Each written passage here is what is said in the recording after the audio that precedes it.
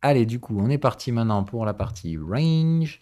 Donc, désolé pour ceux qui re-regardent en replay, je n'ai toujours pas la remise en place du texte des gens qui parlent dans le chat. J'espère toujours que le plugin mettra ça à jour, mais pour l'instant, ce n'est pas le cas. Donc, il y en a qui peuvent intervenir en audio. Je pense que normalement, ça, vous les entendrez dans le replay. Et puis sinon, bah, si la question est importante, j'essaierai d'y penser, de la lire à haute voix. Et voilà. Ok, donc sinon, cela dit, on met nos petites œillères de range, donc tout ce qui est stratégie de tendance.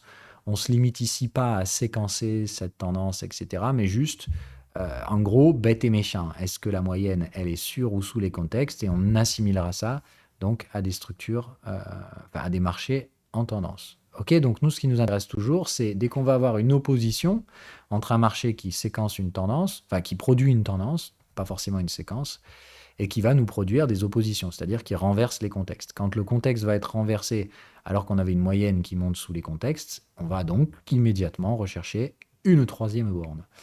Voilà ce qu'on fait.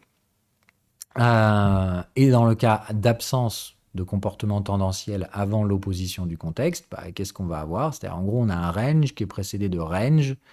Et ben dans ce cas-là, on va appliquer la stratégie nœud. C'est vraiment l'application la plus pure, la plus bête de la stratégie, mais c'est celle qu'il faut maîtriser avant de pouvoir avancer un petit peu plus. Donc on va faire l'exo, au pire, soit on prend comme on faisait d'habitude, c'est-à-dire on fait vraiment de l'exercice de range par excellence, c'est-à-dire je vais passer des actifs vraiment au hasard et on identifie ensemble les structures. C'est le genre d'exercice que vous devez faire vous-même. D'accord? C'est-à-dire quand vous voulez pratiquer ces parties-là de la stratégie, bah, vous n'avez pas besoin d'attendre les émissions en live du mardi. Vous pouvez, et d'ailleurs je vous recommande de faire ces exos 1 à 2 fois par semaine, pas plus d'1 heure, hein. Mais voilà, pendant 1 heure, vous vous foutez devant le marché, vous prenez non pas des graphiques en cours, mais des graphiques historiques, et vous tapez 2 lettres au hasard à chaque fois. Et voilà, ça, vous prenez des watchlists d'autres personnes et vous les passez en long, en large et en travers, jusqu'à trouver quoi que ce soit. Le but étant de bouffer du graphique pour voir ce que ça peut produire. Donc là, par exemple, sur ce graphique-là, qu'est-ce qu'on a? Peu importe, hein, vous vous mettez sur un time frame au choix, je m'en fous. Mais le but, c'est plus de dire au début, il faut que vous commenciez à habituer votre œil à séquencer correctement les stratégies de range. C'est-à-dire quand il y a du... Putain, merde, pourquoi ça a bugué? Quand il y a du range, vous êtes capable immédiatement de savoir s'il s'agit d'un range neuneux dans lequel on se prend vraiment pas la tête. On applique tout bêtement les stratégies d'écartement, hein, c'est-à-dire on attend des fibos, on attend que ça casse les contextes et on s'oppose au mouvement. Ou alors justement la stratégie inverse, c'est-à-dire bah, on avait un mouvement séquencé avant, plutôt tendanciel, et dans ce cas-là, bah, on va chercher la zone de gestion, c'est-à-dire là où ceux qui suivent cette tendance vont gérer le risque, la troisième borne. Donc là, bah, on est clairement en tendance, il n'y a pas de doute, d'accord? On ne se pose pas la question de savoir où est-ce qu'on en est dans la tendance, est-ce qu'on fait du pullback, etc. Non, ça, c'est ce qu'on verra plus tard, c'est ce que font les jaunes. Là, on met vraiment ces petites œillères. Vous, ce que vous faites en tant que débutant, c'est d'apprendre déjà à vous confronter sereinement au range en vous posant la seule bonne question qu'il faut se poser. Donc là, peu importe si c'est une tendance ou pas tendance, si on est sur le bon time frame ou pas, c'est ici, il y a un comportement tendanciel du prix, donc il y a forcément des troisièmes bornes. À chaque fois que le contexte va s'opposer, c'est qu'on aura une troisième borne. Comment on sait quand le contexte y s'oppose?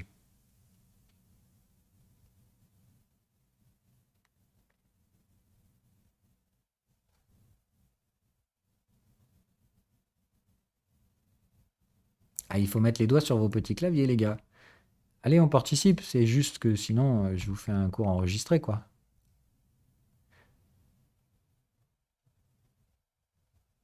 Ayez pas peur de Euh, dire une connerie, hein. Personne ne dit de conneries. Tu peux parler, hein, si tu veux, Mazd. mais j'allais dire quand on renverse le contexte, je crois, non? Oui, oui, oui, c'est ça. Mais comment tu Voilà. sais concrètement? Ce qu'il faut, c'est vraiment que cette ligne, elle devienne rouge. OK? Donc, quand ça devient rouge, en gros, vous avez vraiment une opposition. Le contexte se met en opposition à la moyenne qui monte. Bon, bah voilà, quand vous avez ça, il y aura forcément une troisième borne. La question, c'est où est-ce qu'elle est? OK? Donc, quand vous avez ça, normalement, vous devez avoir un sommet de marché. Vous devez avoir un retour au contexte acheteur qui renverse le contexte. Et derrière, vous devez avoir un rebond dans le contexte vendeur. Donc, la Et, troisième. et, et attends, quand tu dis au retour au contexte, ce que je comprends pas, c'est tu parles bien des carrés de gris en bas ou du très fin là. Ouais, voilà, ou de ce très fin là, je comprends. Quand tu dis. Ah, ah, alors là, ça veut dire que tu commences à apprendre la stratégie sans avoir lu le PDF. Et là, Si, je l'ai lu une fois en vrai, mais c'est ce terme-là que j'ai mal compris. C'est quand tu dis retour au contexte, c'est bien sûr. Pour moi, le contexte, c'est des gros carrés gris. Mais ouais, souvent, tu parles un peu de la ligne là. Et la ligne ça. là qui est au-dessus là, ouais, voilà, ça, je sais pas ce que c'est ça en fait. Et ça me perturbe à chaque fois. Alors, PDF, et regarde. Non, je déconne. Là. C'est bon, la réponse est dedans, mais c'est plus de dire, tu as peut-être passé un peu vite sur le PDF. Surtout, normalement, il y a un exercice à la fin du PDF que tu n'as pas Ouais, fait. c'est vrai que je l'ai pas. Non, je l'ai pas fait Voilà. cet exercice, Si tu j'avoue. l'avais Ouais, fait, tu n'aurais ouais. pas, t'aurais pas cette question. Mais c'est pas grave. Celui où on découpe les feuilles là que tu nous demandes de Oui, découper et de les rassembler. Ah, ah. voilà, c'est plus parce que normalement, une fois que tu as fait cet exercice correctement, tu connais toutes les sorties de l'indicateur. C'est-à-dire que tu ne poserais pas la question que tu viens de poser. Mais c'est pas grave, je vais te faire gagner un peu D'accord, de temps, d'accord. ok? Mais Ouais. attention avec ces détours, ceux qui veulent gagner le plus de temps sont souvent ceux qui vont en perdre plus derrière parce que tu vas avoir des incompréhensions comme ça. Autrement dit, au lieu d'avancer avec une logique, que je me suis fait chier quand même à essayer de séquencer pour que ce soit pédagogique, tu essaies d'avancer plus vite. Bon, c'est pas grave, mais fais attention, c'est aussi là que tu laisses rentrer des conneries, quoi. Donc, ce truc-là, d'accord, c'est ce qu'on va appeler le canal de tendance. Le canal de tendance, c'est ni plus ni moins que le même algorithme du contexte, mais sur l'unité inférieure. C'est-à-dire que ce que tu vois là, le petit trait gris, ok, c'est le Oui. contexte que tu vas avoir en hebdomadaire. Regarde, je te montre. D'accord. Regarde comment il D'accord. se comporte. Ce qu'on va faire, c'est qu'on va le tracer. Regarde. Donc là, par exemple, il passe de là à là, ok, et là, après, il se rebaisse de là à là, ok. Ça marche? Oui. Ok. Si je vais en hebdo, ah, du coup, D'accord, ça maintenant, c'est le repousse truc les gris profils. qui fait la même chose. Donc, tu vois, en Ok, ok, fait, ok. le contexte que tu as là, je te le reporte sur l'UT supérieur. Bon, c'est plus de dire, en soi, on en a très peu besoin au début du canal de tendance, on s'en sert surtout dans les structures de tendance. Donc, c'est pour ça que je l'ai mis de façon plus discrète, c'est qu'il est là pour attirer un peu moins ton regard, parce qu'au début, ce que je veux que tu vois, c'est que tu commences à apprécier la valeur. Quand est-ce que la valeur, elle est directionnelle, quand est-ce que la valeur, elle est distribuée, quoi. En gros, quand est-ce que tu es en pseudo-tendance, sans chercher à trader ça au début, d'accord? On apprendra à faire ça après. Mais d'abord, quand la distribution, elle est équilibrée comme ça, il y a deux types de distribution. La distribution purement aléatoire, ce que je vous appelle la zone neuneu, quoi. C'est de dire, tu es déjà dans un range et ça continue de distribuer à la con. Bon, ben ça, tu appliqueras la stratégie la plus débile qui soit. Et puis, tu finiras bien par manger un stop loss un jour parce que bah, il y a quand même peu de chances qu'on reste à vie dans la même zone de prix. Mais bon, en attendant, tu prendras un petit stop loss et tu vas récupérer 8 ou 10 gains, quoi. Donc, stratégie bête et méchante. Il n'y a pas de direction dans ce marché, donc tu vas appliquer une distribution purement stupide. Ou justement, quand tu as des distributions un peu directionnelles, où tu as eu des moyennes qui sont passées hors de ta zone de valeur, quand tu vas opposer les prix, tu vas avoir ce que je vous dis souvent la troisième borne, c'est-à-dire une zone de gestion pour ceux qui suivent ces tendances. Et on en aura besoin après, et c'est ce trade-là que je veux t'apprendre à reconnaître en premier. Ok? Ça, c'est tout con. Je te dis, il y a un moment où les prix se sont comportés de façon relativement tendancielle, sans que tu cherches à comprendre et voir tout ce qu'on a vu dans l'émission précédente, là, pullback, etc., vague 5 étendue, multi-time frame, tous ces trucs-là, on apprend après. D'accord? D'abord, c'est bête et méchant. Si la moyenne, elle est restée plusieurs fois hors des contextes, c'est qu'il y a un comportement tendanciel. Est-ce que tu vas le trader ou pas, c'est une autre question. Mais juste, tu as eu un comportement tendanciel. Dès que ton contexte va s'opposer au mouvement de la moyenne, tu vas avoir une troisième borne, point. Voilà. Donc en l'occurrence, elle est ici, là, et elle n'est pas du tout retardée. Ah non, là c'est vraiment donc, contexte acheteur, contexte vendeur, ça retourne le contexte, et on revient chercher le contexte vendeur. Elle est là, point.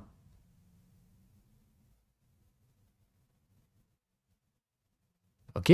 Elle est là, elle est en retournement à l'intérieur du contexte. Bon, on a vite fait tenter le débordement, mais ça se retourne à l'intérieur, on a des signaux de tendance, donc c'est une troisième borne vendeuse, et elle atteint son objectif one shot.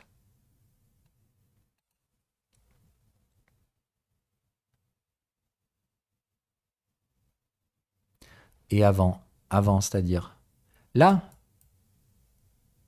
bah, sur le canal de tendance alors.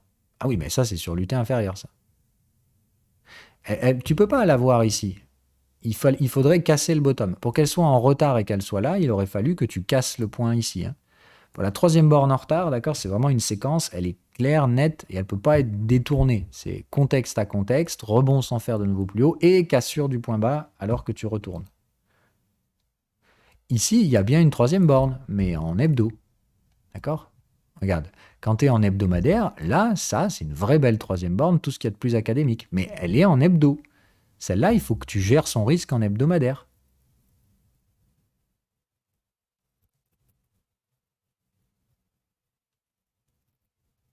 Ça marche? Non, moi, tu m'entends? Oui? Oui, je te disais, non, moi, il y a un dernier truc que j'arrive pas à bien comprendre, c'est comment toi tu affirmes que ce que tu regardes, c'est le bon time frame. Vu qu'à chaque fois, tu nous demandes de vérifier le plus un, mais moi, je me dis, alors si je commence au 1 heure, et si je vérifie que le plus un, donc ça me fait vérifier le 4 heures, mais du coup, le daily, le weekly, le Alors, monthly, regarde. j'abstrais ça, en fait. Non. Donc, range. Ok, ce que tu dois voir, c'est un marché qui va frapper des contextes, quoi.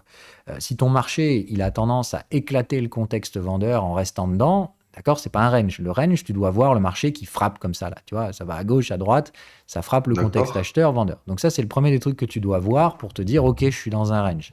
Et après, c'est pas de range sur l'UT supérieur, mais si tu as un range sur l'UT plus 2, ça va. D'accord. Donc le principe, c'est juste de dire, donc par exemple, on est ici. Là, tu as bien, donc comme on l'a vu, si tu atterris sur ce time frame-là, le premier exercice que tu fais, tu as bien effectivement ici ta structure de tendance, etc., et tout ce que tu veux. Tu as bien une opposition, c'est-à-dire tu as une moyenne qui monte et un contexte qui baisse. OK? Oui. Donc ça, de base, ok, tu sais qu'il va y avoir éventuellement des troisièmes bornes. Mais avant, d'accord, de faire ça, tu dois t'assurer de ne pas être dans le range du T supérieur. C'est-à-dire qu'il ne faut pas qu'il y ait des conditions similaires sur l'UT au-dessus. C'est là où tu vas vérifier ton mensuel. Et là, ton mensuel, tu as bien une moyenne qui monte, ok, tu as bien une structure tendancielle. Et à ce niveau-là, est-ce que tu as un contexte qui baisse? Non, pas encore. Voilà. Donc, est-ce que tu es sur le bon time frame en hebdo? Bah oui. Oui, d'accord, ok. En fait, c'est plus de dire, je te donne des règles en contrainte qui font mécaniquement t'amener sur le bon time frame. Si tu suis ces règles, tu sauras si oui ou non tu peux trader ce time frame. Et Qu'est-ce qui, donc, et qu'est-ce qui donc se passe? je peux faire ce même travail en 15 minutes et me donner la même réponse et me dire que je suis bien pour le... Enfin, je fais Alors, le même travail, oui. on va le faire, mais regarde, je t'avance un peu dans le range. Voilà. Oui, Maintenant, si, admettons, dans ta tête, imagine que on n'a pas fait ça là, d'accord? On n'est pas venu ici chercher le contexte. On aurait baissé ici et on serait en train de venir le chercher là, d'accord? Donc là, tu te oui, poserais la question de savoir si tu es sur le bon time frame pour trader, ce qui ressemble franchement à une troisième borne vendeuse. Ok? ok, Donc là, je te demande d'imaginer que ça s'est jamais produit. d'accord. Ok? Donc là, on baisse, tu fais première borne, deuxième borne, et là, tu reviens chercher la troisième là maintenant. Ok? Si sur ce même exercice, en appliquant les mêmes règles, d'accord, tu dois effectivement donc dire, ok, là, il y a une forte probabilité de troisième borne, mais avant de trader quoi que ce soit, je dois voir si j'ai pas un range mensuel. Et là, D'accord, là c'est différent, oui, c'est vrai que ça ressemble à un range. ben là, c'est pas ça ressemble. Moi, Ah, c'est que ça... je veux pas d'incertitude. Si tu veux, je t'ai mis des règles qui sont validées ou pas validées. Là, il n'y a pas de doute. C'est pas ça ressemble à. C'est j'ai bien ma moyenne qui monte, mais j'ai mon contexte qui baisse. Donc, maintenant que j'ai mon contexte qui baisse et ma moyenne qui monte, j'ai un range mensuel. Donc, ben là, je peux pas trader en hebdomadaire. Là, je suis D'accord, obligé de faire ma d'accord. gestion en mensuel, c'est-à-dire je vais attendre d'être dans ce contexte et d'attendre d'avoir mon momentum en mensuel. La différence, c'est que si tu fais la même chose en UT hebdomadaire, bah, ça va être beaucoup plus agressif. Tu vois ce que je veux dire? Les signaux que tu vas devoir avoir pour trader ta troisième borne en mensuel, ils sont beaucoup plus difficiles à obtenir qu'en hebdomadaire. Oui, oui, ça je l'ai bien compris, oui. Voilà, c'est là où je te dis, la stratégie, elle va t'imposer des contraintes pour trouver la zone de confort de gestion du risque. Ok? Après, plus tu vas progresser avec la stratégie, plus je t'apprendrai à aller prendre plus de risques. Mais pour l'instant, on commence toujours par ce qui a le moins de risques. Comment te confronter sereinement au marché? Si tu retournes le contexte mensuel, tu es donc en range mensuel, tu traderas la troisième borne en mensuel. Et là, en l'occurrence, ici, bah, tu n'en as plus rien à foutre de l'hebdo. C'est pas là-bas qu'il faut trader ton range. Tu vas te positionner ici et tu vas attendre, comme on a dit, des infos. Là, ici, tu traderas ça probablement comme une troisième borne neutre ou vendeuse, mais tu vas attendre. Voilà. Là, tu commences à clôturer dans les contextes. Donc, c'est là le moment où tu vas commencer à te dire, OK, c'est là où ça devient intéressant. Mon momentum, qu'est-ce qu'il me propose? Des overloads. Bon, est-ce que j'ai 61% de retracement? Oui. Donc, à ce niveau-là, c'est pas trop mal, mais je vais plutôt trader en clôture au-dessus du contexte. Donc, je vais attendre qu'on vienne taper le 1,67 par exemple. Ah, voilà. Moi, je te dis, je traderai par là, à peu près à la vente, en troisième borne neutre. Ok. Ça marche? Après, quand tu trades au niveau de l'ATH précédent, au début, je vous recommande quand même d'y aller mollo, quoi. C'est de dire, la règle que je vous donnerai, c'est éviter de trader les troisième bornes quand elles sont en double top. Elles marchent, hein, mais elles sont chiantes à gérer. Voilà. En psychologiquement parlant, c'est très chiant de vendre des double tops, quoi. On est d'accord? Mais là, théoriquement, la troisième borne neutre, il faut bien... Là, tu as tout ce qu'il faut. Il faut clôturer au-dessus du contexte, etc. Il te manque un dernier élément, c'est le triangle de confirmation. Okay, au début, je ne veux pas que vous tradiez sans ces triangles. C'est-à-dire, tu attends la réaction de prix, quoi. D'accord. T'inquiète, hein, quand on progresse, après, je t'apprendrai à les anticiper, ces trucs. Mais au début, je veux vraiment que tu réduises tes risques plus que tu essayes de sortir la fleur au fusil, quoi. Mais là, ta troisième borne de range, elle est bien là. Et moi, je le sais. Ici, je n'hésiterai pas à me positionner contre ce truc-là. Là, ça veut plus. Voilà. Ok. Bon, bah voilà. Pas de secret, hein. Tu as fait ta troisième borne, tu as atteint le contexte opposé, donc là, tu es en train de faire la quatrième borne. Égal, terminé. Maintenant, ton range, il est mature. Tu passes à autre chose. Il n'y a plus rien à faire maintenant ici. Ok? Ouais, ouais, tout à fait d'accord. Voilà. C'est tout. Normalement, les règles que je te donne, elles vont te positionner sur le bon time frame, que tu le veuilles ou non, en fait. C'est plus de dire que c'est un séquençage qui est fait pour laisser très peu de risques. Voilà. Pas de risques. Très peu d'incertitudes. Il y a toujours, retiens que ces règles-là, elles ont une marge d'erreur. Tu vois, ça ne peut pas être des règles parfaites, etc. Parfois, ces règles, elles vont t'induire en erreur. Tant que c'est moins de 5% des trades, t'inquiète pas, c'est juste normal. Si tu cherches la stratégie parfaite qui a 100% de taux de réussite, moi aussi. Et chercher longtemps. Plus longtemps que toi, je pense. Donc, perds pas ton temps à chercher la perfection. C'est juste de dire, voilà, c'est en mangeant des centaines et des centaines de graphiques dans des contextes similaires que tu vas apprécier la gestion du risque. C'est-à-dire, c'est vrai que quand je vois le truc se produire plus de 100 fois et que je suis les règles, ça marche. Et c'est pas parce que j'ai trouvé le cheat code du marché. C'est juste parce que c'est comme ça que fonctionne le marché, en fait. La plupart des opérateurs, ils gèrent leurs risques. Ils appellent ça différemment, ils utilisent peut-être différents indicateurs, etc. Moi, ici, je suis là pour t'apprendre à le faire avec mes trucs à moi. Je pourrais le faire avec d'autres trucs, hein. Voilà.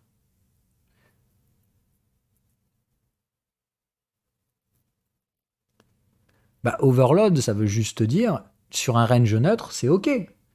Range neutre égale, tu trades en clôture au-dessus du contexte avec au moins 76% de retracement et rien à foutre de la nature du signal. N'importe quel type de signal fait le travail.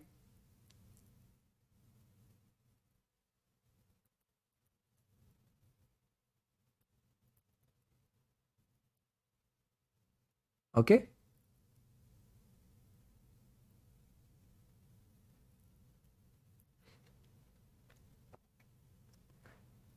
Est-ce qu'il y a d'autres questions ou pas? Dites-moi, il n'y a pas de souci. On fait ces trucs-là justement pour ça, quoi. C'est de dire, apprendre, ça veut dire réduire des zones d'ombre. Enfin, je vous dis, malheureusement, il y a beaucoup de subjectivité dans le trading. Quand on s'y confronte, moi, mon objectif, c'est de supprimer cette subjectivité par des règles. Maintenant, bah, du coup, il y a beaucoup de règles. Donc, c'est normal que ces règles, elles se mélangent un peu dans votre tête au début. Mais normalement, il n'y a pas 50 façons d'interpréter. On n'est pas sur de l'Elliott Wave chez moi, hein. Moi, les règles, elles sont claires, nettes et précises. On doit obtenir la même réponse finale. Il n'y a aucune probabilité au début qu'on ne soit pas d'accord. D'accord? Il n'y a pas de discussion possible. Je vous l'ai déjà dit, je le redirai encore une fois. Les règles, elles sont bonnes ou pas bonnes. Il n'y a pas de discussion à est-ce qu'il ne faudrait pas faire ça ou ça ou ça. Sur les règles, il n'y a pas de discussion. D'accord? Après, on peut discuter, est-ce que vous voulez acheter ou vendre cet actif parce que vous pensez qu'il va monter ou qu'il va baisser. Ça, j'en ai rien à foutre. Mais par contre, les règles, d'accord? Si je vous dis les règles, c'est ça, il n'y a pas de discussion possible. Okay? Et c'est pas que je suis obtus ou ce que vous voulez, c'est que je suis là pour vous inculquer de la gestion du risque. Avec ma méthode. Donc c'est juste qu'au bout d'un moment, il faut que vous acceptiez que j'ai un savoir que vous n'avez pas. Je ne suis pas parfait, hein, je commets des erreurs aussi, mais on peut pas discuter les règles. La règle, elle est là ou elle n'est pas là. Et en soi, la seule chose qu'il y a, c'est soit moi je me trompe, et quand vous allez dire, si vous venez discuter avec moi et que vous me dites, Phil, par contre, là, tu t'es planté, ta propre règle, tu l'appliques pas. Bah, là, est-ce que je vais vous tenir tête et vous dire, ah non, tu dis n'importe quoi? que dalle. Moi, tu me montres que je t'ai dit 1 plus 1 égale 3. Tu me dis, ah non, Phil, 1 plus 1 égale 2. Je vais te dire, bien sûr, ok, désolé, autant pour moi. D'accord, il y a beaucoup de règles. Moi aussi, ça m'arrive de les mélanger des fois, surtout quand en plus de ça, je dois fournir un raisonnement pédagogique par-dessus. Voilà. Mais mélangez surtout pas les deux trucs. Hein. Je me suis creusé le cul pendant des années, justement, à détruire toute subjectivité. C'est-à-dire, j'ai construit un modèle basé sur des raisonnements booléens, vrai et faux, d'accord, mais un raisonnement de gestion du risque de niveau professionnel. Donc, c'est juste de dire, j'ai construit un ensemble de trucs dans lequel, peu importe ce qu'il y a, on est obligé de tomber d'accord. Il y a un ensemble de règles dont la complexité est croissante, ok, qui peut vous amener donc du simple trading de range, comment on arbitre un range, à comment on séquence une tendance, à comment on séquence différents types de tendances, etc. Et carrément à la fin, comment on fait à peu près ce qu'on veut n'importe où, quoi, avec une gestion du risque. Toujours. C'est-à-dire un ensemble de règles.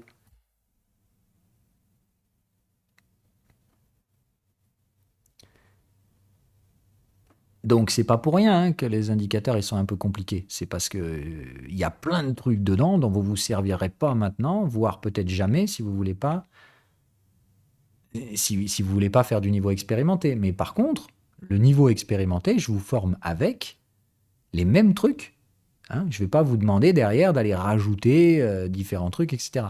Bon, quand vous êtes vraiment, vraiment expérimenté, on peut rajouter d'autres trucs type volume profile ou des trucs comme ça pour anticiper les zones d'offres et de demande, mais c'est vraiment pour prendre encore plus de risques. Mais normalement, mis à part ça, vous avez un truc qui va vous accompagner du début à la fin, quoi. Mais non, mais c'est juste de dire, quand je dis obligé d'être d'accord, c'est qu'on doit se mettre d'accord sur cet ensemble de règles. Ce n'est pas des règles absolues qui permettent d'expliquer le marché, ce sont des règles qui sont absolues pour que vous arriviez à comprendre la gestion du risque. Pour pouvoir comprendre ce truc qui est extrêmement abstrait et plein de subjectivité, je vais vous amener à comprendre ces nuances avec un paquet de trucs noirs et blancs.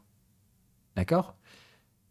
Tu vas tellement bouffer des règles booléennes, c'est vrai ou c'est faux, et il n'y a pas d'entre-deux, d'accord ? En assemblant toutes ces règles sans nuance, tu vas réussir à obtenir de la nuance.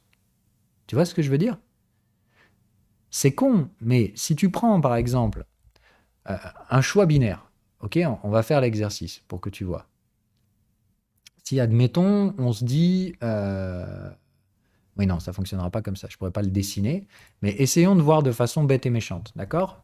Tu as une succession de choix, ok ? Et ces choix, ils sont donc soit noirs, soit blancs. On est d'accord ? Si tu mets bout à bout ces choix sous forme de pixels, c'est-à-dire par exemple, je vais prendre les 50 pixels ici sur la droite et je vais les colorer noir et blanc selon la réponse qui était vraie ou fausse. Ok ? Qu'est-ce que tu vas obtenir à la fin ? Après 50 choix noir et blanc, la plupart du temps, tu vas avoir une ligne grise. On est d'accord ou pas ? En gros, c'est comme ça que j'essaie de vous apprendre la gestion du risque. C'est clairement dans la nuance de gris, mais pour la percevoir, cette nuance, je ne veux pas que vous le fassiez au doigt mouillé, comme font la plupart des gens. Vous allez être forcé et contraint de le faire avec des choix noirs et blancs.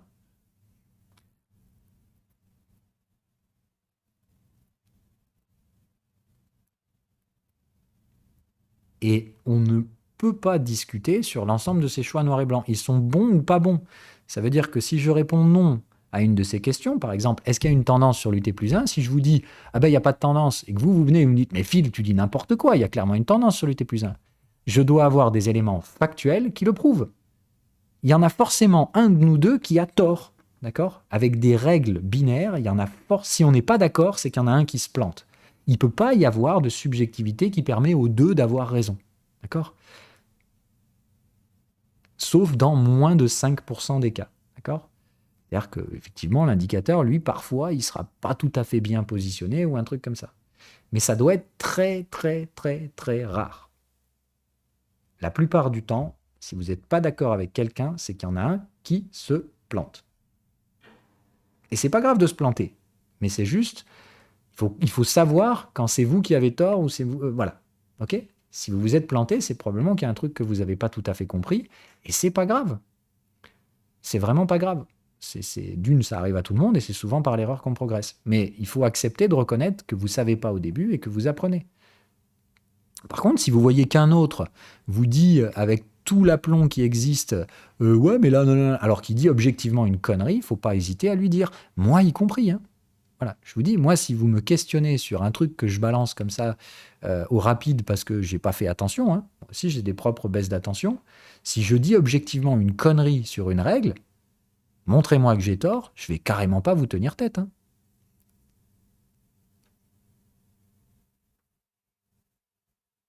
Alors, le dashboard, c'est plus que il va vous aider selon où vous en êtes, et l'usage que vous en ferez dépend où vous en êtes de la stratégie. Si vous êtes complètement débutant, bon, franchement, à mon avis, il vaut mieux commencer par apprendre les premières patterns avant de vous servir du dashboard. Normalement, je vous rappelle, ça, le dashboard fait partie de ProAlert. D'accord? Truc dont vous n'avez normalement rien à branler quand vous êtes en train de commencer à apprendre la stratégie. Ok, comment créer des alertes complexes et tout ça, c'est le cadet de vos soucis au début. À la base, c'est déjà apprendre à séquencer les premiers contextes de range. Donc, est-ce que mon range est au sein ou dans une séquence de tendance, ou précédé d'une tendance, ou est-ce que je suis carrément au beau milieu d'un gros merdier et je vais appliquer le nœud. Déjà, arriver à faire ça correctement, c'est bien. Arriver à avoir bouffé suffisamment de graphiques historiques pour que vous en ayez vu au moins une bonne centaine de ranges, pour que vous puissiez avoir ces fameuses nuances. Vous puissiez voir que dans un range, il n'y a jamais deux ranges pareils. Mais pour ça, il ne faut pas juste me croire sur parole, il faut bouffer du graphe. Bouffer du graphe et vous vous rendrez compte qu'il y a beaucoup de variance dans les ranges, dans la durée, dans les amplitudes, dans la forme, dans la structure. Donc quand vous voyez à côté de ça d'autres gens qui ont des stratégies qui essaient d'intellectualiser ces structures à forte variance, vous comprenez pourquoi je ris quand je les vois. Parce que pour moi, ils gaspillent une énergie astronomique dans ces trucs-là, pour pas grand-chose, quoi.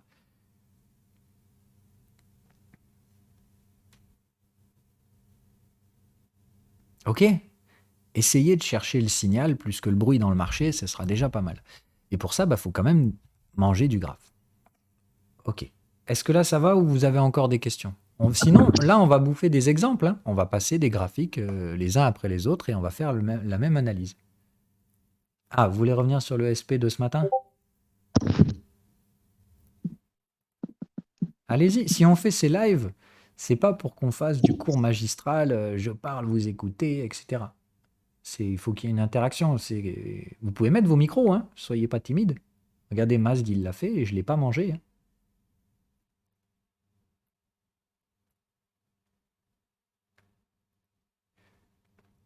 Alors, un triangle de confirmation valable sur la clôture de la bougie actuelle ou ça fonctionne aussi quelques bougies suivantes? Alors, c'est plus que le triangle. Alors, je vais essayer de vous expliquer la logique de programmation. Donc, moi, j'ai créé ces outils pour ma gueule, à la base. C'est-à-dire qu'avant de vous apprendre à trader avec, c'est surtout pour moi. Donc, pour moi, le triangle, c'est l'avantage qu'il procure, c'est que c'est un truc où je peux mettre une alerte. Tu vois ce que je veux dire? C'est une sortie binaire. Elle est là ou elle n'est pas là. Donc, le triangle, derrière, je m'en suis servi pour vous apprendre à vous, comme effectivement la confirmation qu'il y a une réaction de prix. Donc, c'est là où, pour moi, vous pouvez considérer que clairement, le prix a réagi dans la zone. OK? Donc, le triangle, pour vous, quand vous tradez avec ma stratégie au début, je vous demande de l'attendre. Vous ne tradez pas sans ce triangle. OK? Voilà. C'est juste une sécurité. Donc, au début, je vous impose plein de contraintes. Après, on va les sauter les unes après les autres. Plus votre perception du risque, elle sera meilleure, plus je vous permettrai de commencer à éventuellement pas outrepasser certaines règles, parce que c'est toujours pareil, quand on va biaiser une règle, on va forcément en appliquer d'autres à la place. Ok? On remplace des choses, mais en aucun cas on supprime. Ok? Ça veut dire, si vous voulez tordre une règle, c'est-à-dire concrètement, il n'y a pas encore le triangle, ou alors il est en train de se produire, mais la bougie n'est pas clôturée, si vous voulez objectivement contourner cette règle, c'est-à-dire anticiper le fait que votre triangle va arriver, ok, mais ça nécessitera certaines règles que je vous apprendrai à faire beaucoup plus tard. Ok, comment anticiper la réaction de prix dans une zone, c'est niveau expérimenté, et ça nécessite d'aller travailler plus agressivement sur des unités inférieures avec de nouvelles règles. Et vous ne pouvez pas faire ça tant que vous ne connaissez pas ces nouvelles règles. Donc pour vous, c'est un triangle clôturé égale je peux trader. Ok? Et vous tradez jamais dans la partie basse du canal de tendance. Hein. Celui qui prend une vente dans la partie basse du canal de tendance, attention les doigts. Hein.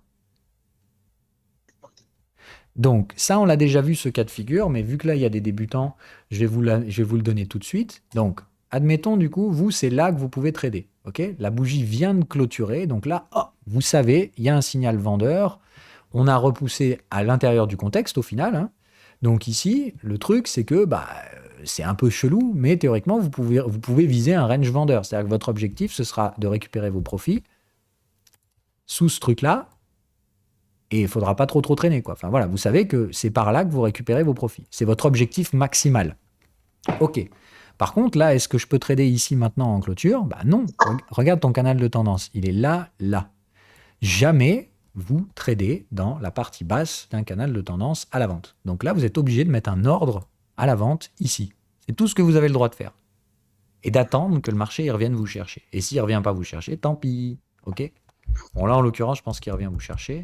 On va le vérifier, mais ça doit passer au poil de cul d'ailleurs. Même pas. Bon, tu vois, donc là, tu es juste sur le banc de touche, tu peux rien faire. C'est pas grave, tu auras raté un trade. Ayez pas peur de rater des trucs, hein. D'accord? Les règles au début, elles vont surtout vous faire rater des trades.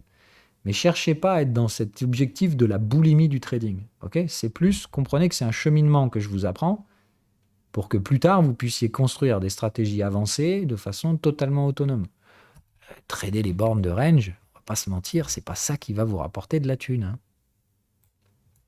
Mais moi, ce qui m'importe, c'est pas que vous ayez pris ce trade, c'est que vous sachiez que la troisième, elle est là, qu'elle est de nature vendeuse, etc., etc. Ok? C'est vraiment ça que j'ai besoin d'extraire de votre progression dans les ranges. Est-ce que vous tradez bien ou pas bien les troisièmes bornes? Je m'en cogne, hein, franchement. Mais est-ce que vous savez correctement identifier la pattern quand elle se produit? Ça, j'en ai besoin. Parce que si vous ne le faites pas correctement, ça va vous revenir dans la gueule plus tard. Parce qu'on va s'en servir, hein, de ces bornes. À mort. Ok? Est-ce que tout est bon ou il y a d'autres questions? On reprend d'autres exemples? Ok, top.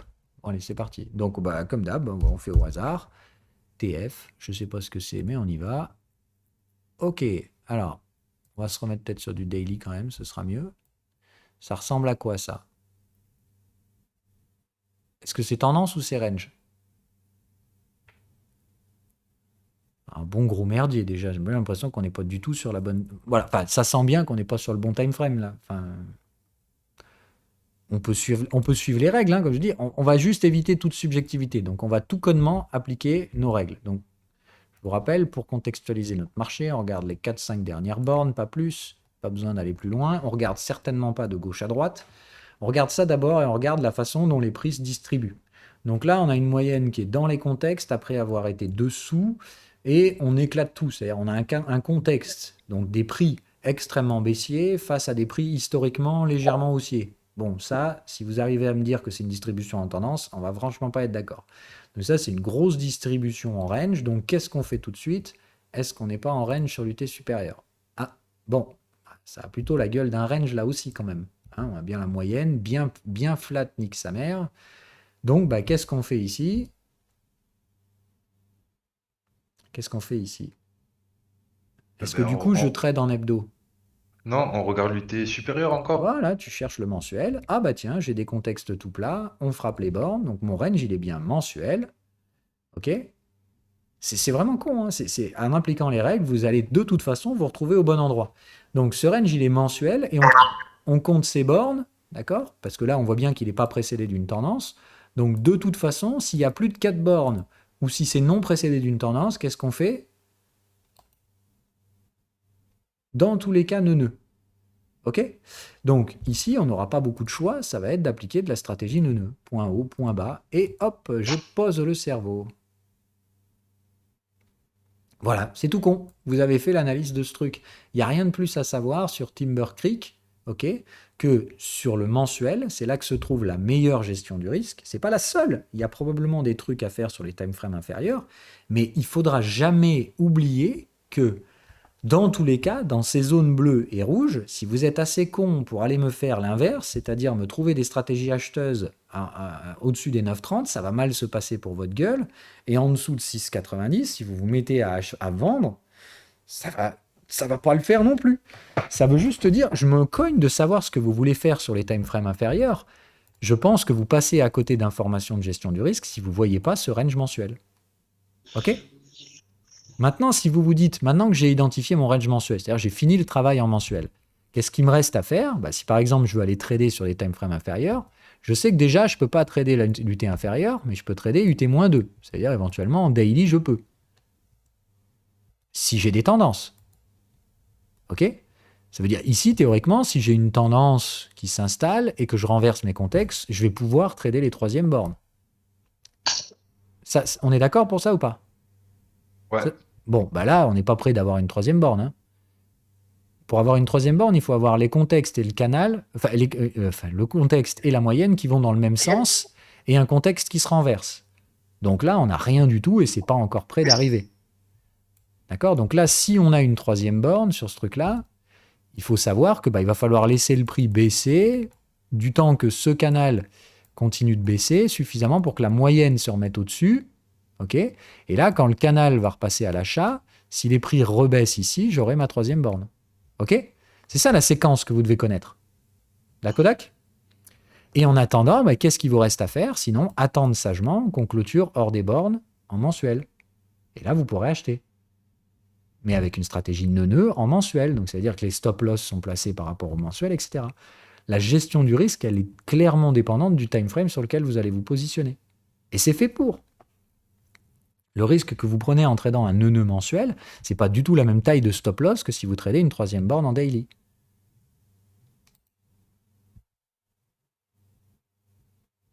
Ça marche. Et pour que vous appreniez à comprendre pourquoi je vous ai mis ces règles, il faut d'abord commencer par les appliquer un grand nombre de fois pour voir que ça marche. Et quand ça marche, vous verrez que vous aurez bien plus confiance. Je vous apporte juste des clés en fait dans le marché, mais il faut que vous les utilisiez pour voir qu'elles marchent. C'est aussi con que ça. Bouffez du graphique. Et vous verrez que les règles que je vous donne, elles ne sont pas mauvaises. Je ne vous demande pas béatement de me faire confiance comme un gourou et ses disciples, mais juste de dire, ça fait quand même des années que je les ai construites, ces règles. Si vraiment c'était un mytho, déjà d'une, il y a quand même pas mal de gens qui s'en seraient rendus compte depuis le temps. Et puis surtout, voilà, je vous apporte un cadre. Il est ce qu'il est, il y en a d'autres qui ont d'autres méthodes. Bon, donc ici, ça s'arrête là. Sauf si vous voulez aller carrément encore plus bas, d'accord? On peut là aller beaucoup, beaucoup plus bas. Ça marche? Mais c'est toujours les mêmes règles que vous devez suivre. Donc là, admettons, on va faire l'autre exercice. On reste un prisme de range, mais vous me mettez une contrainte horaire 4 heures, là, par exemple. C'est ce que vous vouliez faire. Les actions, ne descendez pas en dessous de l'horaire. Allez pas me faire du trading d'actions en 15 minutes, s'il vous plaît. Donc, si on s'oblige à faire ce truc-là, ok? Donc, en 4 heures, qu'est-ce que j'ai?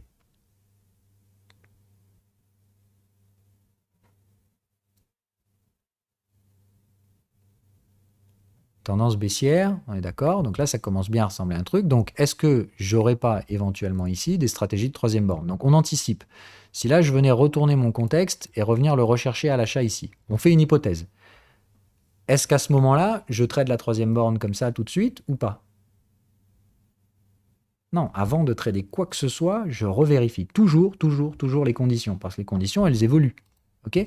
Donc, admettons, on est ici. Qu'est-ce que je vais faire? Je reprends mon prési au début. Ok, donc je suis bien dans une stratégie où je vais trader un range. Je sais déjà quelle séquence je vais adopter, mais je vérifie bien, d'accord? Pas de range sur l'UT+1. Par contre, si j'en ai un UT+2, ok. Donc, je reviens ici. Qu'est-ce que je dois faire obligatoirement? Aller en daily pour vérifier que je n'ai pas un range. Ok? Ça veut donc dire que si je veux trader ce truc-là, là, bientôt, il faut attendre que cette moyenne, elle sorte de mes contextes. Ça marche? Si à ce moment-là, mes contextes ont bien baissé et que ma moyenne, elle est dehors, je vais pouvoir me dire, ok, ça n'a pas vraiment une gueule de range ou c'est un range un peu tendanciel. Ça marche? Dans ce cas-là, c'est bon. J'ai plus de range sur l'UT+1, je peux traiter mon 4 heures. Ça marche? Prenez ce réflexe d'avoir un conditionnement en fait. Dans ta tête, il y a un ensemble de règles qui font que quand tu t'apprêtes à faire un truc, tu dois revérifier l'ensemble de ce que tu dois avoir dans le schéma. C'est vraiment pour ça, en plus, à la base, que je vous avais construit le Prési et que j'avais pris cet outil-là plus qu'un autre, de pas de vous faire des fiches PDF ou des trucs comme ça, c'est de comprendre, si tu veux appliquer la gestion du risque d'une troisième borne, d'accord? Admettons, voilà, tu sais que tu vas trader une troisième borne neutre. Quand tu vas faire ça, ça sous-entend que tu as déjà validé toutes les règles en amont pour arriver à cette diapo. Ok? Ça veut dire que tu as validé ça, tu as validé ça, tu as validé ça, et évidemment, donc, tu as identifié ton range. Ça marche? C'est-à-dire, si vous allez appliquer une gestion du risque, assurez-vous que le cheminement qui vous amène à cette gestion du risque a été respecté. Sinon, c'est que vous êtes probablement en train d'inventer un trade. On est d'accord? Ok. Bon, bah, si vous apprenez à faire ça correctement, moi, ça me va. Ça marche? Bon, du coup, on avait dit 4 heures pour l'instant, il n'y a rien, mais ça pourrait arriver. En horaire.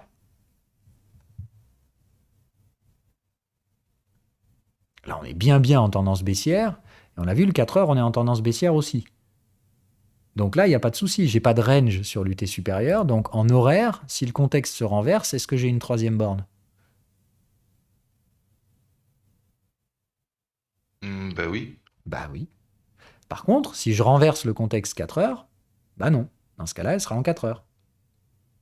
Ça, c'est exactement ce qu'on a vu tout à l'heure. Donc, regarde. Je te refais le schéma. D'accord? Pour l'instant, ton 4 heures, il baisse. OK? Si là, ton marché, il rebondit, il retourne ton contexte horaire, qui est là, mais s'il vient là et qu'il retourne le contexte 4 heures, quand ça rebaisse, la troisième borne, tu la cherches en horaire ou en 4 heures?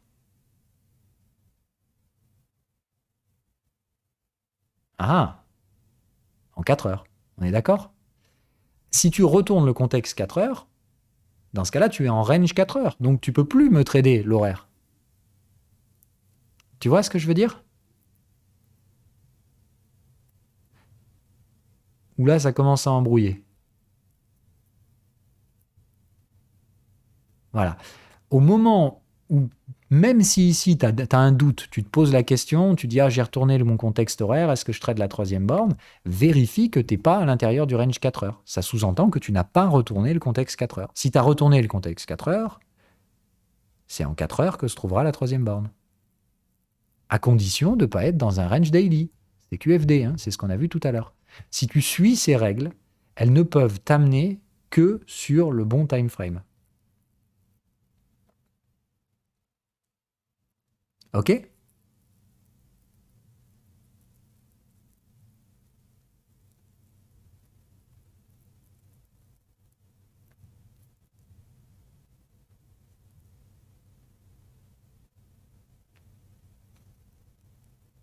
Mais c'est normal. Le but, c'est qu'il y a beaucoup d'éléments à incorporer. Il faut les apprendre dans un ordre précis. Et souvent, pour la plupart, vous pensez que ça va, vous pouvez y aller à tâtons selon votre propre méthode et que vous allez bien finir par comprendre. Je te jure que c'est pas faute d'avoir produit beaucoup de temps de travail et d'avoir formé quand même beaucoup de personnes pour te dire, tu peux essayer d'y aller à ta propre façon, mais ce sera plus efficace avec la mienne. Il y a beaucoup de choses à assimiler parce que je te dis, moi, l'approche pédagogique que j'ai, c'est que je ne vous laisse pas le moindre degré de liberté.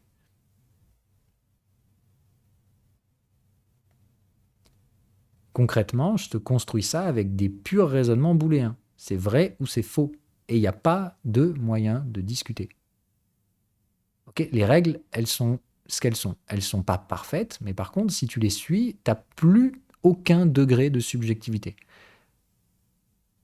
Donc pour obtenir de la nuance, puisque la gestion du risque, c'est de la nuance, avec du noir et blanc, bah, tu comprends qu'il faut beaucoup de règles. C'est pour ça que ma stratégie, elle est complexe. C'est parce que sinon, elle serait nulle. Dans l'objectif de ce qu'elle cherche à faire, c'est-à-dire réduire la subjectivité à son niveau minimal tout en produisant des nuances de gris, voilà, je suis désolé. La nuance de gris avec des points noirs et blancs, ça peut être qu'un grand nombre de points. C'est juste bête et méchant, quoi. Maintenant, si tu veux, je te fais une approche simpliste avec plein de nuances, plein de sous-entendus, plein de règles un petit peu borderline. J'en connais plein, hein, des formateurs qui ont des stratégies beaucoup plus simples à apprendre. Mais alors bonjour le degré de subjectivité qu'il y a dedans. Ça ne veut pas dire que du coup mon approche est meilleure que la leur. Je vous dis, moi il faut que vous compreniez ce que je fais avec vous ici. Je vous bourre la tronche de règles, mais par contre ces règles, elles sont ce qu'elles sont. Elles sont noires et blanches et il n'y a absolument aucune subjectivité.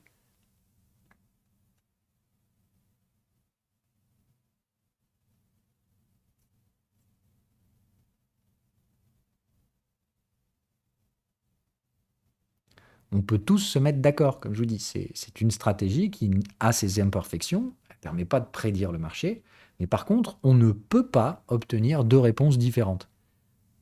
Tu vois, c'est pas comme Elliott Wave où les mecs ils inventent des trucs dans tous les sens et les traders Elliott Wave eux-mêmes n'arrivent pas à tomber d'accord. Yes, exemple suivant.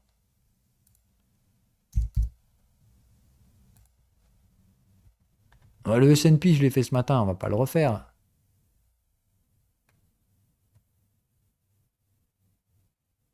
Alors moi, je tapais au hasard, hein, donc si vous avez des exemples, au pire, mettez-moi des graphiques, hein. Si vous voulez qu'on corrige des analyses, vous mettez vos graphiques et on corrigera vos analyses.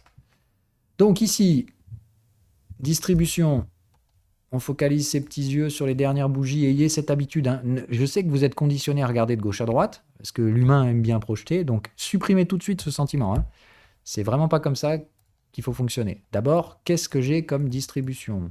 Contexte qui baisse, moyenne qui monte, égale range. OK.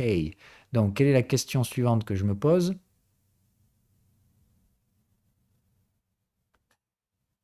Alors, non, ça va un peu vite. Est-ce que je ne suis pas dans un range de lutte supérieure? Voilà, première des choses. Ok, non, mais ça va pas tarder. On voit bien que là, le contexte, il va se faire retourner la gueule. Donc là, déjà, attention quand même. Mais bon, on n'y est pas encore, mais ici, clairement, on va bien avoir moyenne qui monte et probablement un contexte qui se replie. Ok? Donc, pour l'instant, c'est ok, mais ça va pas tarder à plus être le cas. Ça marche?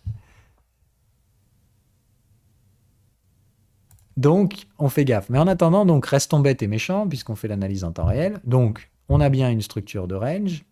Elle est bien précédée d'une séquence tendancielle. Pas d'une séquence, elle est bien précédée d'une tendance. On ne cherche pas à la séquencer, on ne sait pas encore si c'est breakout, pullback, machin, on s'en bat les couilles. Juste de dire, j'ai bien un range, il est précédé d'une tendance, elle est où la troisième borne? Vous devez tous la voir là, c'est juste, il n'y a pas de « Ah, peut-être qu'elle est là, je ne sais pas », ça se voit, voilà, point. Oui, là-haut, paf, terminé. Troisième borne, on passe à autre chose. Tout ce que je veux que vous soyez capable de faire a posteriori, c'est de savoir si vous l'auriez traité vendeuse ou non.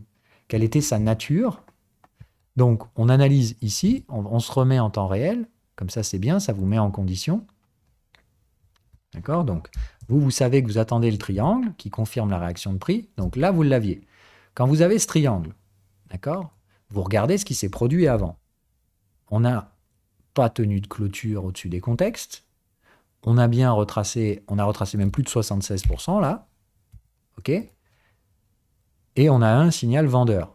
Donc, on se retourne dans les contextes, on a un signal vendeur. Égal, ça sent quand même la troisième borne vendeuse. Voilà. Par contre, comme on n'a pas tenu des clôtures sous la deuxième borne, on y va mollo, quoi. Alors, regardez. Hop, on revient sur le précis, si j'y arrive. Donc, range, troisième borne, tendancielle, puisque on est arrivé jusque-là. Ok, voilà tout ce qu'il faut pour définir la qualité de la zone spéculative. Si la deuxième borne a clôturé sous le contexte, c'est bien. Si on a bien un retournement dans le contexte, retracement supérieur, triangle de confirmation, signal de tendance et break sine wave optionnel. D'accord? C'est de dire, si vous avez tout ça, vous avez la meilleure gestion du risque possible, vous me foutez 2% de risque. Si vous n'avez pas tout ça, qu'il vous manque un ou deux éléments, bah, qu'est-ce qu'on fait? On réduit de facto la gestion de son risque. Ok? Ça veut dire que si vous voulez vraiment rentrer sur ce machin, vous ne me mettez plus 2% de risque. Ok? C'est ni plus ni moins que ça. Donc là, dans cette liste d'éléments, qu'est-ce qui nous manque? Bah, la deuxième borne, elle n'a pas clôturé sous le contexte, ou très peu, on va aller le revoir. On se retourne bien dans le contexte, on a bien le Fibo, on a bien le triangle, on a bien le signal. Et le break sine wave, on va regarder s'il y en a un. Pas de break sine wave, on est d'accord? Donc ici, On a, sur 5 ou 6 éléments, on n'en a que 4. Non, le triangle, il est là. Hein. Dès que vous avez un carré, c'est qu'il y a forcément un triangle. Les carrés, ils peuvent apparaître que sur les triangles. Les carrés, là, ça, ces trucs-là, c'est juste l'algorithme hein, qui détecte les contextes pour vous. C'est... voilà, quand vous débutez, mettez pas forcément ces carrés, quoi. Enfin, c'est...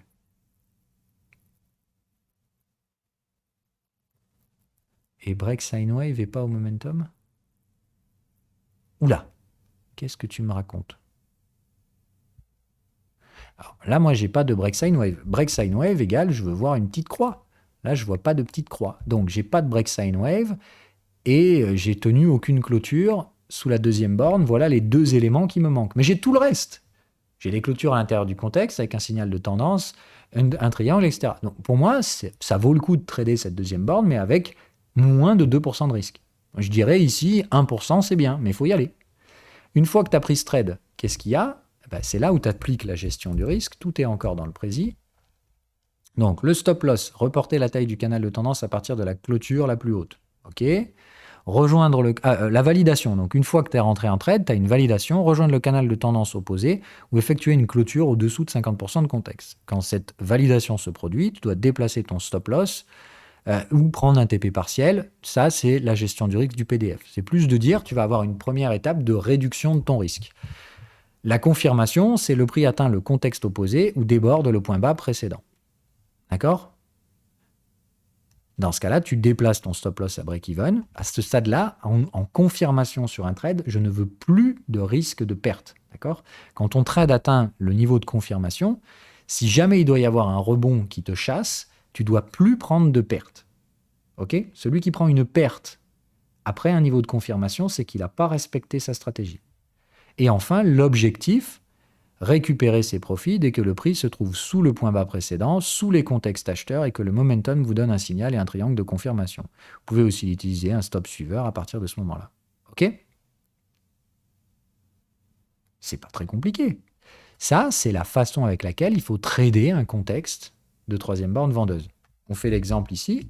Donc, si je trade cette troisième borne vendeuse, ma validation, elle va arriver quand je toucherai le canal de tendance. OK ? C'est-à-dire, dès que je me viens au niveau de ce canal de tendance, hop, validation. Qu'est-ce que je fais? Je réduis mon stop loss. Ça marche?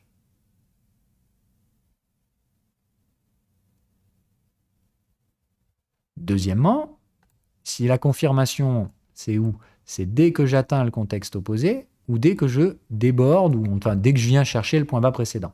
D'accord? À ce moment-là, j'ai une confirmation et à ce moment-là, je ne veux plus le moindre risque de perte. Ça veut dire que soit j'ai déjà pris des profits qui vont financer mon stop loss, soit dans tous les cas, je veux que mon stop loss il soit au moins à break-even si je n'ai pas pris de profit. Mais dans tous les cas, quoi qu'il se passe, si on remonte chercher ce fameux stop loss, vous ne devez avoir rien perdu. Capiche? Et l'objectif, des clôtures sous le contexte, etc., en étant sous le point bas précédent. Donc votre objectif, il sera par là, mais vous ne savez pas exactement où. Mais vous savez sous quelles conditions vous allez récupérer vos profits. Ça marche? Vous pouvez mettre, comme on l'a dit, un stop suiveur et des alertes sur les signaux et des alertes sur les triangles acheteurs. Dès qu'il y aura un triangle acheteur qui était précédé de clôture sous les contextes, sous le point bas précédent, etc., qu'est-ce que vous faites? Cassos, je prends ma thune. Ok? Tout bête. Donc prenons l'exemple de celui-là pour voir comment ça se serait passé. Tu vois, ça fait beaucoup de règles, hein, on est d'accord. On revient sur le précis, tu as vu l'ensemble des merdes que tu dois bouffer. D'accord? C'est-à-dire qu'il faut déjà apprendre toute la séquence et valider toutes les règles pour arriver là. Il faut regarder la gestion du risque sur ta zone spéculative et après, il faut retenir tout ça. Ça fait beaucoup au début, on est d'accord. Hein? Ça peut paraître un peu bourratif. Mais par contre, il n'y a aucune nuance. D'accord? Tout est noir et blanc. Et pourtant, si tu suis ça de A à Z, je te jure que tu as une meilleure gestion du risque que la plupart des gars que je vois sur Internet. Par contre, c'est un ensemble de règles noires ou blanches. Il n'y a jamais eu le moindre degré de liberté pour ton interprétation personnelle. Mais pire que ça, franchement, vous vous rendez compte que ce que je vous demande de faire au début, et dans la stratégie, je vous dis que ça va vous prendre 6 mois. Ok? C'est donc d'apprendre ça, ok? D'apprendre ça, d'apprendre ça et d'apprendre ça. En 6 mois. Franchement.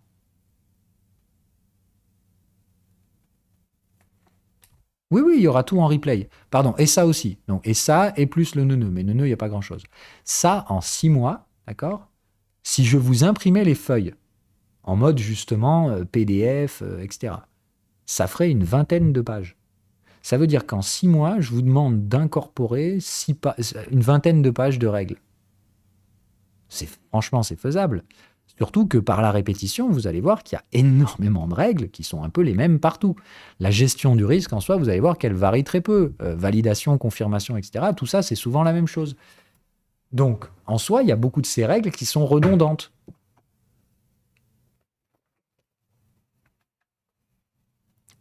La chose qui est la plus chiante à avoir, c'est de ne pas commettre d'erreur dans le processus de cheminement. D'accord ? Autrement dit, retenez que si vous savez déjà ce que vous voulez trouver, d'accord ? Si vous vous dites « Ah, là, je sais que je veux trader une troisième borne », attention à ne pas faire ça, là, comme beaucoup font. Pensez bien que si je vous ai construit ce putain de précis, c'est pour que vous arriviez à la réponse, vous soyez obligé de passer par ces étapes. Ayez ce réflexe. C'est comme ça que je veux que votre cerveau il fonctionne. Faites des raccourcis dans votre cerveau, et ça s'appelle du wishful thinking. C'est-à-dire que concrètement, il y a des règles, vous le savez, mais bon, rien à foutre, je sais déjà ce que je veux faire. Faites ça, c'est ce que font la plupart des traders. Ils tradent ce qu'ils ont envie de trader. Non, non, non et non. Respectez ces putains de règles et elles vous sauveront le cul la plupart du temps. Ok ? C'est aussi bête que ça. C'est chiant hein, d'apprendre par la contrainte, je le sais, mais pour avoir essayé d'autres méthodologies pédagogiques, c'est quand même celle-là pour ma part qui marche le mieux. Donc, voilà. Donc ici, vous étiez validé à ce niveau-là, et vous étiez pratiquement confirmé en même temps. Ok, parce qu'on était pratiquement déjà dans le contexte. On n'y était pas à 100%. Donc dans tous les cas, sinon, c'est validé par là, confirmé ici, et voilà. L'objectif, est-ce qu'on l'atteint ? Voilà, ici, objectif atteint. Vous avez votre triangle à la clôture de cette bougie. Si vous n'avez pas récupéré vos profits, ça ne va pas, quoi. Ok ? C'est pas hors de portée, pour ma part. Maintenant, il y a beaucoup de règles et il faut les avoir dans sa tête. Pour ça, il faut les apprendre et les répéter. Mais c'est pour ça que vous avez un précis. C'est de dire, je ne vous demande pas d'avoir toutes ces règles en mémoire, mais je vous demande de vous servir de ce putain de précis, parce que petit à petit, au fur et à mesure de faire cette démarche plusieurs fois, votre cerveau, il est quand même fabriqué pour s'en souvenir. C'est en pratiquant et en passant sur ce précis un grand nombre de fois que, en fait, ces règles, elles font qu'au bout d'un moment, le précis, vous l'avez dans la tête, quoi.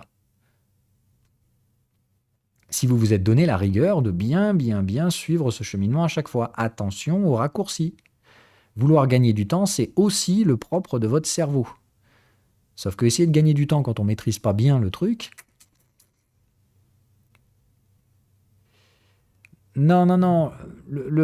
Je refais toute la stratégie, là. Enfin, toute la stratégie.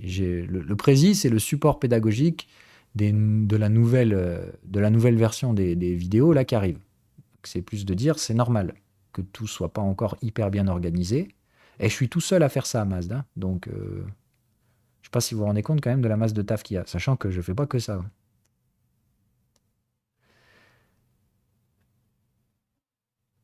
Oh non, moi j'attends pas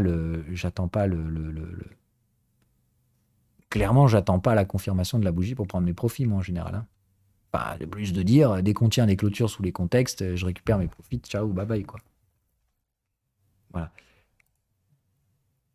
Mais la règle pure et dure, c'est de dire quand tu vas avoir des signaux acheteurs sous les contextes, etc., si tu n'as pas déjà pris tes putains de profits, c'est qu'il est grand temps de le faire. Ok, c'est plus de dire, c'est vraiment, à ce stade-là, tes objectifs ont été atteints, réagis. Réagis vraiment.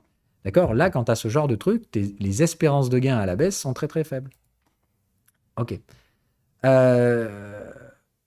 Est-ce qu'on s'arrête là ? Parce que. Alors, il est 13 heures. Après, je peux déborder de quelques minutes, mais pas 2 heures non plus là.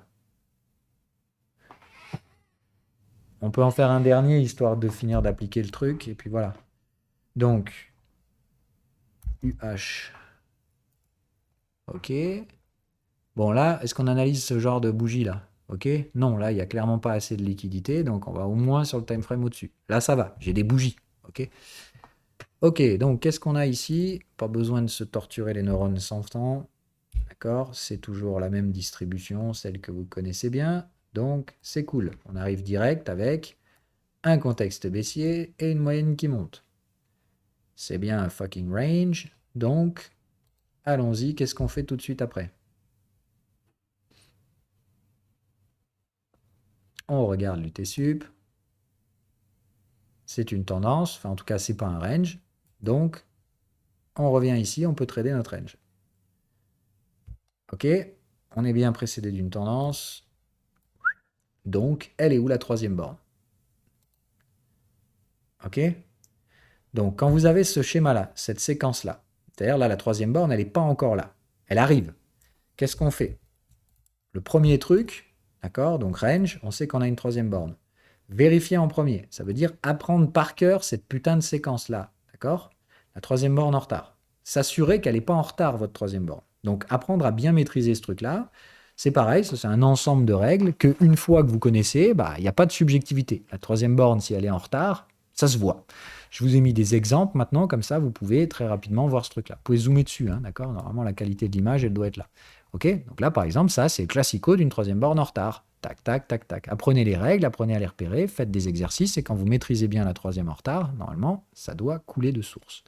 Donc le premier truc, avant de trader vos troisième bornes, c'est de s'assurer qu'elle n'est pas en retard. Ok? Donc là, je vais un peu vite parce qu'on est sur la fin du live, donc je pars du principe que vous savez déjà, est-ce qu'il y a une troisième borne en retard ici, oui ou non? Il n'y a pas de subjectivité, c'est oui ou c'est non, et on est obligé d'être d'accord. C'est non, on est d'accord pour tout le monde, pas de troisième borne en retard. Donc, est-ce que je suis sur le bon time frame? Est-ce que je connais la pattern que je vais appliquer? Oui, Ben oui, oui, oui. voilà.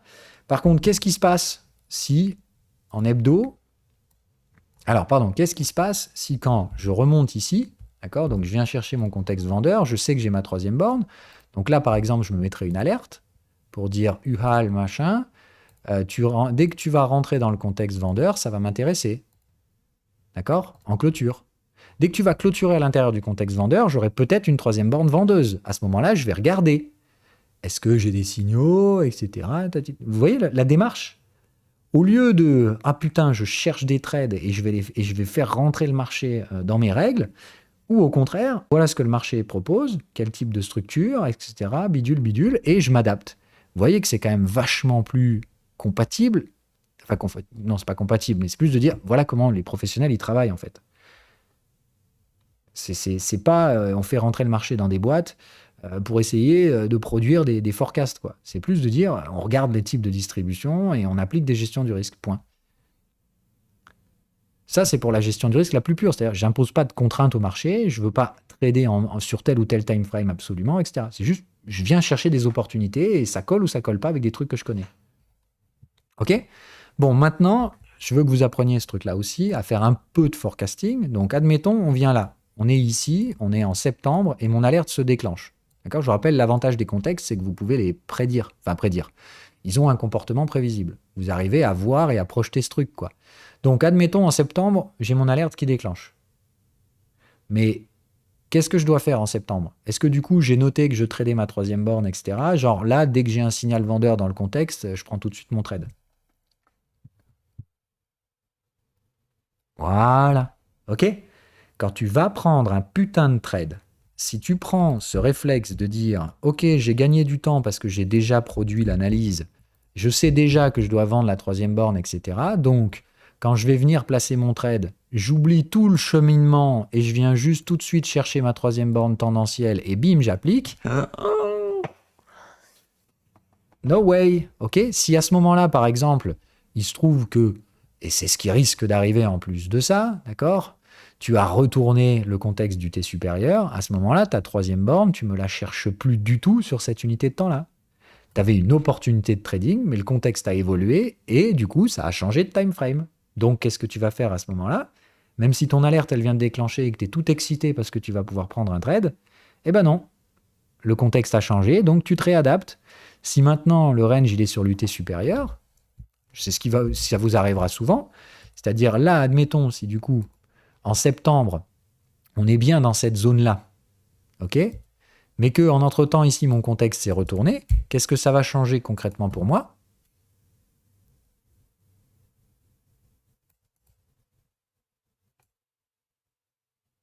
On est toujours en range. Et par contre, la troisième borne, elle sera sur l'UT hebdomadaire. C'est-à-dire qu'il faudra que j'attende le contexte vendeur, mais en hebdo, et plus en daily. Ça marche? Ça veut dire que là, si on retourne le contexte, il faudra probablement attendre plus longtemps avant de trader la troisième borne. La gestion du risque de la troisième borne, donc stop loss de la taille du canal de tendance, etc., fait que votre stop loss va être beaucoup plus large que si vous aviez forcé le trade en prenant ça en daily. Comprenez qu'entre guillemets, les règles que je vous donne, qui sont conditionnées par un cadre de gestion du risque, si vous tordez ne serait-ce qu'un tout petit peu de ces règles, vous appliquez plus du tout ma gestion du risque en fait. Vous êtes en train de faire un peu ce que vous voulez. Vous appliquez mes patterns, mais hors de leur contexte d'application.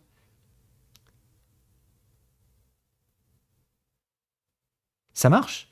La pattern en elle-même, c'est pas ça, une stratégie. Une stratégie, c'est pas des patterns. Une stratégie, c'est des contextes dans lesquels on applique des patterns. Mais si vous appliquez les patterns hors de leur contexte, vous allez vous péter les dents. Et je vous ai rigidifié tout ça. C'est que du noir et du blanc. Toutes les règles, vous les avez là-dedans. Donc, si vous décidez d'appliquer mes patterns hors de leur contexte, concrètement, vous le savez. Puisqu'il y a un ensemble de règles qui vous contraignent. Si vous choisissez de les ignorer ou de dire non, voilà, celle-là c'est pas grave, j'ai quand même envie de trader, ça ressemble bien à une troisième borne, on y va. Moi, si tu veux, avec ça, je sais que j'ai aucune responsabilité sur ton trade. C'est pas ma gestion du risque. Donc, faudra pas venir derrière pour dire ça n'a pas marché, c'est de la merde sa stratégie. Je m'en fous, moi, t'as pas appliqué ma stratégie. Donc, ce que t'as fait, je sais pas ce que c'est, mais c'est pas mon truc. Ok? Et c'est pour ça que c'est hyper important, à mon avis, et intelligent qu'on se mette d'accord sur ces règles depuis le début. Ok?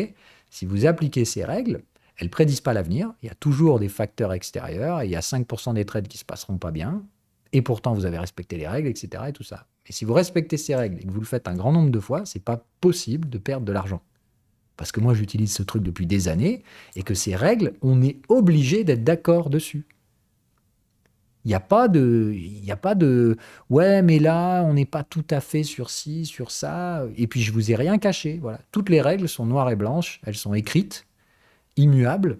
D'accord? Le prési, il est là justement pour vous montrer la constance. Je ne change pas ces règles. Ce sont les mêmes pour vous, pour moi. Et on ne peut pas obtenir deux conclusions différentes.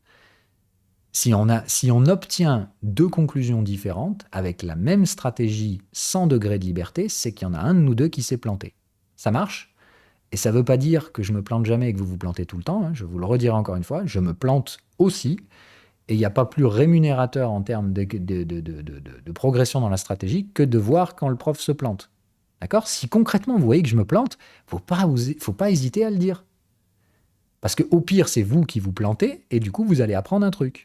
Et sinon, c'est moi qui me plante et ça fait pas de mal de temps en temps de voir que le prof se plante aussi. Ça marche? Oui, oui, oui, bien sûr. Si le range, effectivement, on l'étale en hebdomadaire, ça t'empêche pas de trader le daily à condition, par contre, d'avoir un range mensuel. Ça marche?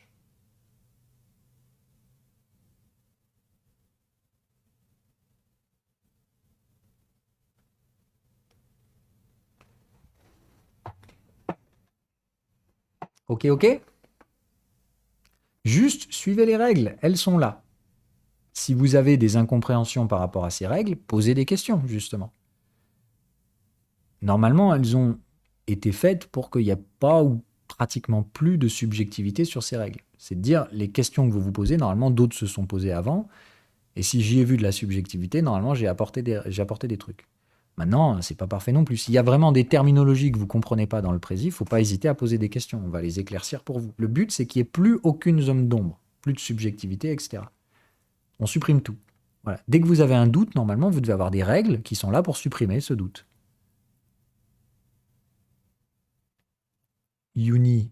Uniswap? Je sais pas. Je me souviens pas de mon avis. Donc, j'ai peut-être changé d'opinion, mais je m'en souviens pas. Enfin, je me souviens pas d'avoir émis une opinion sur Uniswap déjà. Bon, on va arrêter 2 secondes le replay parce que là, on dévie. Je réponds à quelques questions, mais par contre, dans 10 minutes maxi, je me casse. Allez, ciao pour le replay. À dans 15 jours.